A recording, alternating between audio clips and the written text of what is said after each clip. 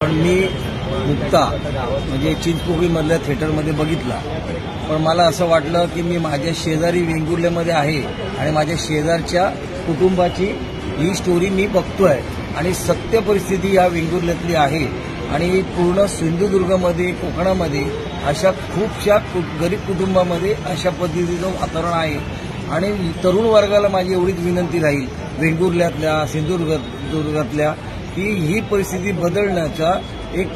वेगळा मार्ग ह्या पिक्चरने तुम्हाला कळणार आहे, म्हणून प्रत्येक कुटुंबाने हा पिक्चर बघावा। माझ्याकडनं कुर्ला टू वेंगुर्ला या पिक्चरला मनापासून खूप खूप शुभेच्छा। हा पिक्चर इतर पिक्चरसारखा चालू नुसता हिंदी चित्रपटसृष्टीमध्ये जो पैशाचा पाऊस पडतो तसा हा कोकणवासियांनी एक डेअरिंग केलेली आहे, म्हणून माझी संपूर्ण मराठी प्रेक्षकांना